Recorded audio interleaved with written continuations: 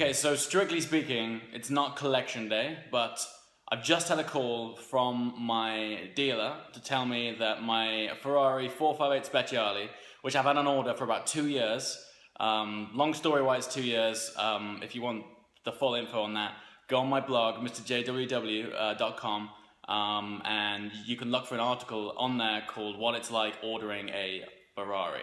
When you get a call from your dealer, when you get a call like that telling you that a Ferrari that you've had on order for 2 years has arrived, you drop everything. You just drop the lot and go. Yeah, it's still gonna have stickers and bags on it and things, but we're gonna head over there.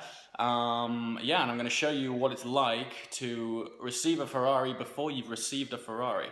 That makes sense? With all of the stickers and bits and bobs on, because it's not something you see every day.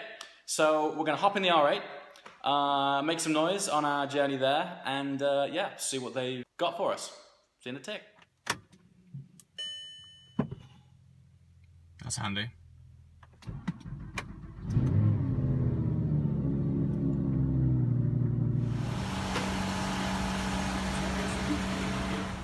That's great. Thanks very much. Can't collect a Ferrari without Starbucks. I don't know. Oh yeah, real handy. Fuck a bit of car here. Oh, that guy behind me is getting annoyed. There we go. Let's do one. Thank you. Alright man, we are not far away from the Ferrari showroom.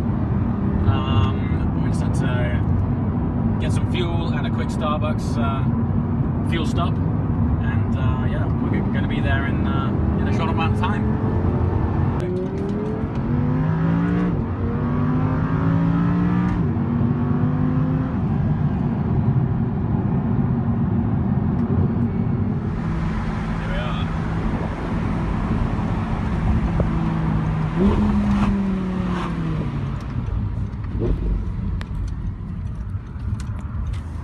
As it should be, but they're currently going through a really big upgrade, which I think is opening next year, which will be really sweet. We are going up that bank. Ooh, check out this! Check out this! 997 RS Gen 2. They are rare nowadays, man. Really rare. That's lovely. Anyway, forget Porsche for the minute. Let's go up here, and hopefully we'll see quite a lot of Ferraris.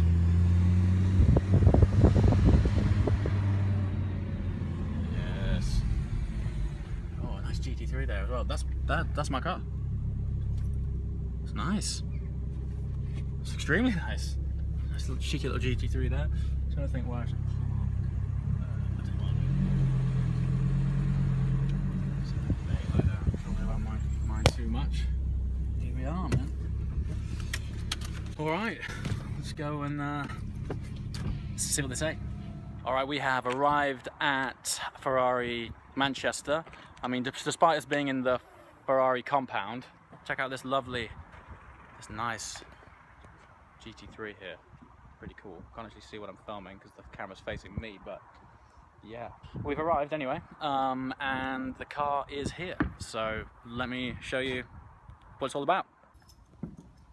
Oh, here it finally is. It is unreal. This thing is so good. Literally, I've been looking at pictures of this for the last 2 years, and it's finally here. It's a weird feeling. It's weird, but it's turned out well. It's really good. Super exciting times. So essentially, this is currently, like, it still has all of the import stickers on it and things. This is fresh off the truck, and even still, it's pretty shiny. I expected it to have dust and bits and bobs all over it, but really, other than these stickers and the inside, which I'll get the keys to shortly, yeah, it looks like it's ready to rock. Just been handed the keys for the very first time. Yeah, let's hop in and see what a Ferrari's like before you've taken delivery of it. So yeah, jump in.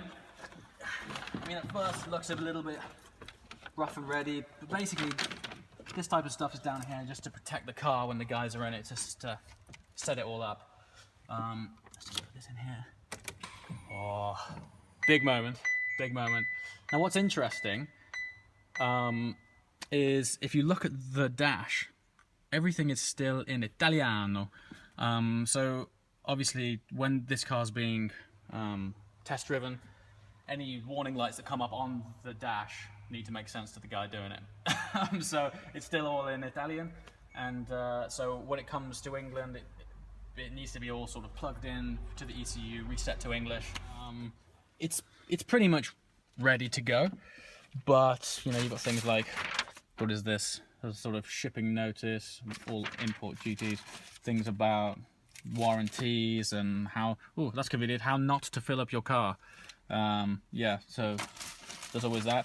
And then everything is kind of protected with all of these covers. It's fairly standard stuff, really. It's not like crazy, but the biggest changes is all of the dash needs turning back to English.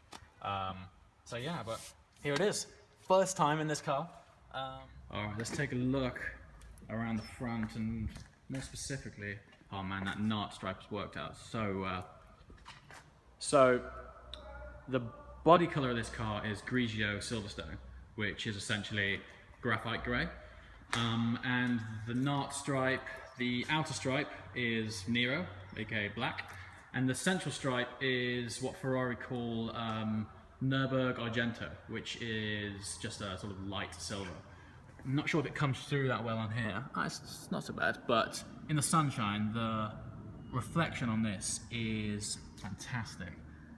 You can pretty much see it there. It's got a really deep sort of fleck in there. So, okay, let's go inside the boot, bonnet, whatever you guys want to call it. This at first looks a bit smaller because of these sort of air vents here, which connect to there. All of this bit here is like an extra section that the standard 458 doesn't have, which at first I thought has reduced the size of the boot, but actually it goes all the way under there, like a little cave. So yeah, boot space is still good. Standard car cover that comes with every Ferrari. Probably never use it, but it's nice. Bits and bobs. Yeah, we've got, oh yeah, one cool thing, which I haven't actually seen yet. We can't, I'll have to undo those, but essentially, with the Speciale being a more sort of stripped out hardcore car, I ordered some custom Alcantara floor mats, which I assume those are. So I'll make an edit here and insert those. So there it is. Yeah, basically we've had some custom Alcantara floor mats made, just so you can take the edge off the sort of sort of stark and cold floor right now, which I'll show you what that looks like. It's kind of, I mean, it's fine on track, you know, having all of this stuff here. But if you're on a long journey, if you're on like a road trip or something, it's nice to have that extra refinement on the foot, as it were. So, and it's good for picking up stones and stuff, because I actually had a 430 scooter here previous to this, which didn't have any floor mats in it either.